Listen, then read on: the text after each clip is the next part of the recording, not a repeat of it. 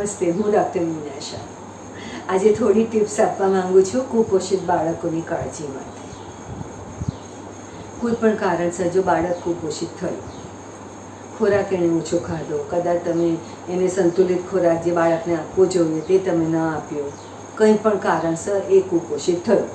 કુપોષિત ન થાય તેના માટે એટલીસ્ટ વર્ષ 1.5 વર્ષ સુધી સ્તનપાન કરાવો.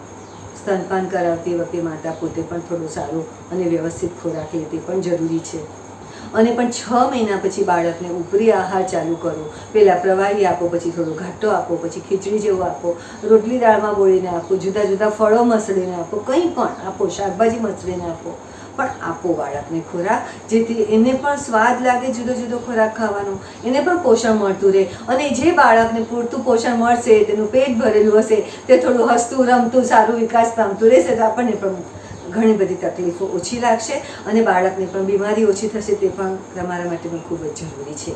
કારણ કે એક બાળક બીમાર પડે તો સૌથી વધારે ટેન્શન તો મા બાપને થતું હોય છે. તો થોડી આ બધી કાળજી રાખો. તેને બધી જ રસીઓ મુકાવો, તેની સ્વચ્છતાની કાળજી રાખો. કારણ કે અસ્વચ્છ ખોરાક, અસ્વચ્છ પાણી, અસ્વચ્છ જગ્યાએ રમતું હોય ને એ જ વસ્તુ મોઢામાં નાખતું હોય અને એ બાળક એકવાર બીમાર થાય, ઝાડા થાય, ઉલટી થાય, શરદી ઉધરસ થઈ જાય, તો અઠવાડિયા 10 દિવસ સુધી એનો ખોરાક બરાબર ના લઈ શકે, કે ઝાડા થઈ જાય તો એકદમ જ વજન પણ ઓછું થઈ જાય. તો બીમારી ન પડે તેના માટે સ્વચ્છતાની કાળજી રાખો. તેની સાથે થોડો સમય વિતાવો. એને જેટલી ખોરાકની જરૂર છે તેટલી જ માતા પિતાના પ્રેમ અને કાળજીની જરૂર છે, તે પણ આપો. તમારું બાળક છે, કુપોષિત થયું છે, તો એને સમયસર લઈ જાઓ દવાખાને. ત્યાં પણ બાળકની તપાસ કરવામાં આવશે, તેની સારવાર આપવામાં આવશે. તેમને જે ઉપરી આહાર તમને આપવામાં આવે તે પણ સમયસર આપો.